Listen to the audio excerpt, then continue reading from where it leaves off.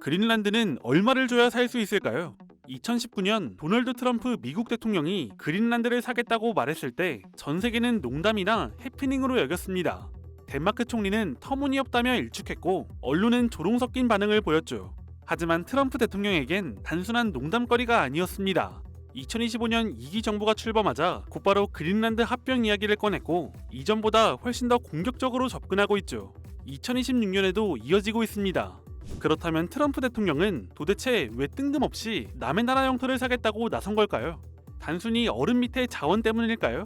트럼프는 전략적인 관점에서 그린란드가 미국에 절대적으로 필요하다고 이야기합니다. 한편 이것과는 별개로 그린란드인 10명 중 8명은 덴마크로부터 완전한 독립을 원합니다.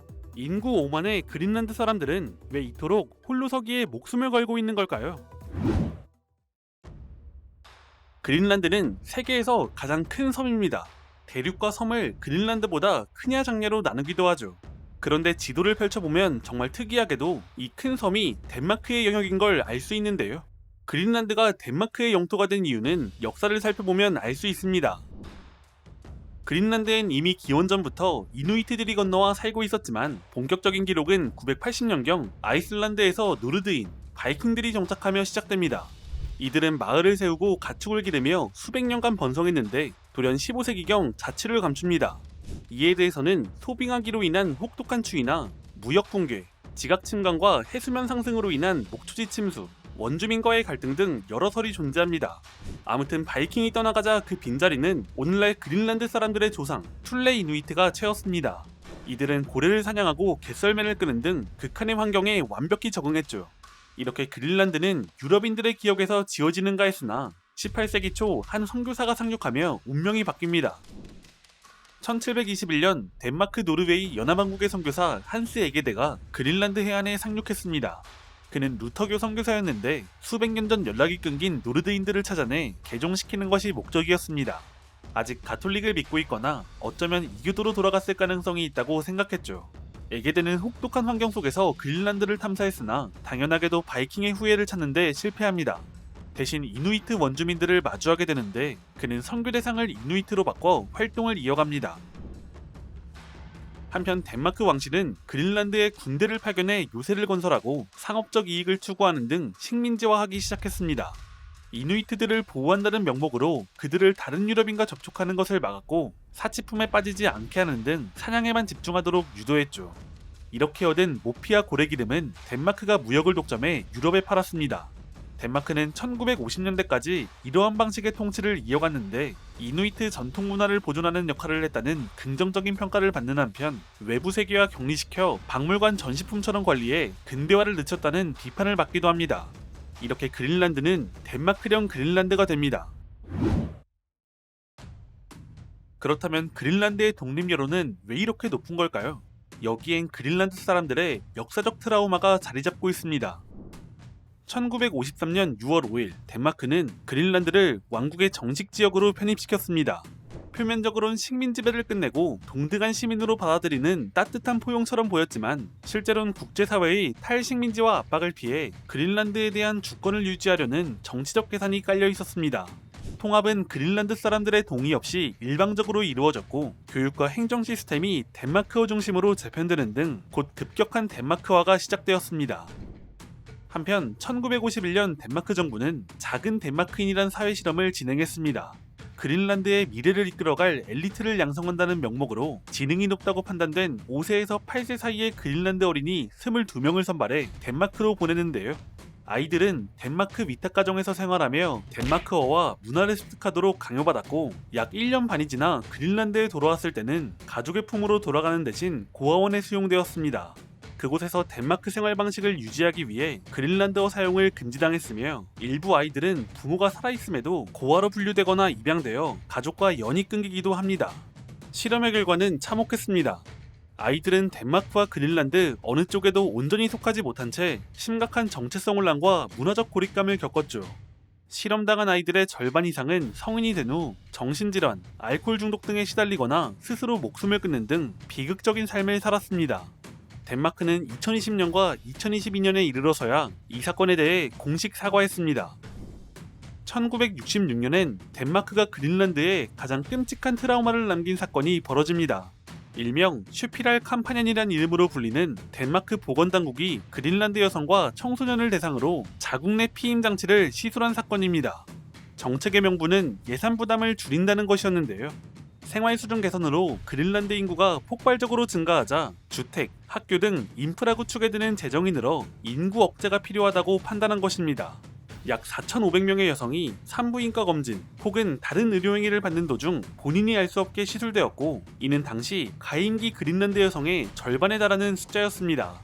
이 사건은 2017년이 되어서야 피해자들이 모이며 그 실체가 드러나기 시작했고, 그린란드 정치인들은 이를 집단학살이라고 말합니다. 이런 역사적 트라우마만큼이나 그린란드인들을 분노케 한 것은 일상까지 침투한 경제적 차별이었습니다. 1950년대 이후 덴마크는 그린란드를 개발하며 덴마크 본토에 숙련 노동자와 공무원들을 대거 유입시켰는데, 이때 1964년 공무원법을 개정하여 덴마크 출신 사람에게 훨씬 더 높은 임금을 지급하도록 했습니다. 그린란드 태생의 공무원은 동일한 업무를 해도 덴마크 출신 동료의 급여의 85%밖에 받지 못했죠. 여기에 덴마크 출신 공무원에겐 각종 수당과 무료주택 제공, 세금 면제, 휴가여행 지원 등의 혜택까지 부여됐으니 실질적인 격차는 더 컸습니다. 이러한 경험은 그린란드인들에게 독립의 열망을 일으켰습니다. 그린란드는 70년대 들어 젊은 엘리트들을 중심으로 자치권 획득을 위한 정치운동이 시작되었습니다. 그 결실로 1979년 주민의 70% 이상이 찬성하며 자치정부가 수립되었고, 독자적인 의회와 정부를 구성하게 됩니다. 하지만 여전히 외교, 국방, 사법권, 그리고 그린란드의 지하자원에 대한 권한은 덴마크가 쥐고 있었는데요. 이에 더 강력한 자치를 요구해 2009년 자기결정권을 명문화시켜 국제법상 독립된 국민으로 인정받았습니다. 하지만 법적 권리가 곧바로 독립의 문을 열어준 것은 아니었습니다. 바로 경제적 자립의 문제인데요. 현재 그린란드 경제는 덴마크가 매년 지급하는 보조금인 블록 그랜트에 절대적으로 의존하고 있습니다. 2023년 기준 약 8천억 원에 달하며, 이는 그린란드 정부 전체 세입의 절반에 달하는 금액이죠. 척박한 북극 환경에서 그린란드 사람들이 누리는 무상의료, 교육, 복지 시스템은 사실상 덴마크 지갑에서 나오고 있습니다. 2025년 여론조사에서 독립을 지지한다는 응답은 84%가 나오는데, 독립이 생활 수준을 저하시킨다면 61%는 독립을 반대했습니다. 그런데 어업 하나로 생계를 유지하는 그린란드에 예상치 못한 기회가 찾아옵니다. 인류의 재앙인 기후변화는 북극의 얼음을 녹였고, 역설적이게도 그린란드를 보물창고로 바꿔놓았습니다. 녹아내린 얼음 밑에선 석유와 천연가스, 양질의 히토류가 나왔죠. 이 자원을 개발한다면 시간은 좀 걸리겠지만 덴마크로부터 자립하는 것도 불가능하진 않습니다. 그런데 얼음이 녹자 그린란드는 강대국들의 주목을 받게 되는데요. 이런 지하자원 때문은 아니고 북극이 녹아 생긴 북극항로 때문입니다. 부산에서 기존 남방항로를 통해 말라카 해협과 수에즈 운하를 거쳐 네덜란드 노트르담까지 물류를 운송한다면 약 2만 1000km를 이동해야 합니다. 그런데 얼음이 녹은 북극항로를 이용하면 13,000km로 대폭 단축되니 아시아와 유럽을 잇는 물류 지도가 바뀌는 것이죠. 그리고 이 항로 한복판에 그린란드가 있는 것입니다. 2018년 중국은 스스로를 준북극 국가라고 선언하며 판에 끼어들었습니다. 1:1로 구상을 북극으로 확장한 빙상 실크로드 계획을 통해 적극적인 항로 개발, 자원 탐사, 극지 연구를 벌이고 있죠. 중국이 항로 개발에 적극적인 이유는 여러 가지가 있지만 가장 큰 이유는 말라카 딜레마를 해소할 수 있어서입니다. 중국은 에너지 수입의 약 80%, 전체 무역의 약 90%가 말라카 해협을 지나는데, 만약 유사시 미국이 이곳을 봉쇄하면 큰 타격을 입습니다. 이 때문에 미국의 영향권 바뀐 북극 항로를 대체 루트로 확보하려는 것이죠. 현재 중국은 우크라이나 전쟁 이후 고립된 러시아와 협력하여 전기 노선을 개설하고 쇄빙선 기술 협력, 공동 순찰을 강화하는 등 그린란드와 북극 주변은 중국과 러시아 선박으로 뒤덮이고 있습니다. 국영기업을 통해 그린란드의 히토류 광산 투자와 인수, 공항 확장 건설 이찰, 버려진 해군기지 매입을 시도하기도 했으나 미국 정부와 덴마크 정부의 견제로 무산되거나 중단되었습니다. 사실 미국은 이전부터 그린란드에 관심이 있었습니다. 무려 1867년 매입을 시도했었고 1946년에도 매입을 제안했었죠. 그만큼 예나 지금이나 미국 안보와 직결되는 중요한 지역입니다. 러시아의 북방함대가 미국의 앞마당인 대서양으로 가기 위해서는 그린란드, 아이슬란드, 영국 사이의 바다, 일명 GI-UK 갭, 지육갭을 반드시 지나야 합니다. 이 때문에 냉전 시기 미국은 이곳에 음향 감시 시스템을 구축해 소련 잠수함을 추적했죠. 최근 러시아가 북방함대를 현대화하며 이곳의 중요성은 더욱 커지고 있습니다. 만약 이곳이 뚫리면 러시아 신형 잠수함이 보유한 극초음속 미사일이나 순항 미사일을 이용한 핵 타격 범위에 미국 동부 지역이 들어가게 됩니다. 또한 러시아가 대서양 해저 통신 케이블을 절단하거나 도청해 큰 혼란을 야기할 수 있죠. 그리고 이제는 이곳에서 러시아 함대뿐 아니라 중국의 함대까지 상대해야 할 수도 있습니다. 북극의 얼음이 녹고 러시아가 그린란드 인근에 계속해서 잠수함, 수상함, 항공기를 전개하는 상황에서 그린란드의 중요성은 과거보다 더 높아졌습니다. 그린란드 북서부에 위치한 비두픽 우주기지는 미 국방부의 최북단 기지이자 미국 본토 방어의 방패가 되는 핵심 거점입니다. 만약 러시아나 중국이 미국을 향해 미사일을 발사할 경우 최단 경로는 이 방향이 아니라 북극을 통하는 이 방향입니다. 비두픽 기지는 이를 탐지하고 추적해 대응할 시간을 벌어주죠. 이번 트럼프 행정부가 추진하는 미사일 방어 체계인 골든돔 구축에 있어서 이곳은 대체 불가능한 위치를 점하고 있습니다. 트럼프 대통령은 단순 임대가 아닌 영구적인 통제권이 필요하다고 주장합니다. 2026년 현재 그린란드는 그 어느 때보다 뜨거운 지정학적 소용돌이의 중심에 서 있습니다.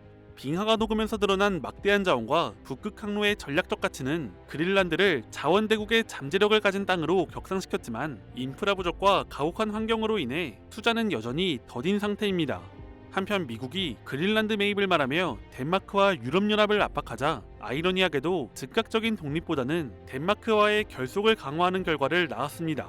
그린란드 총리는 우린 미국인이 되기 원치 않는다. 우린 덴마크를 선택한다. 라고 선언했고 2025년 1월 여론조사에서는 그린란드 인구의 85%가 미국 편입에 반대했으며 덴마크 시민권과 미국 시민권 중 하나를 선택해야 한다면 55%는 덴마크를, 8%는 미국 시민권을 선택했습니다. 그린란드 독립은 불가능한 꿈은 아니지만 그렇다고 당장 실현될 시간 문제라고 보기도 어렵습니다. 그린란드의 미래는 어떻게 될까요?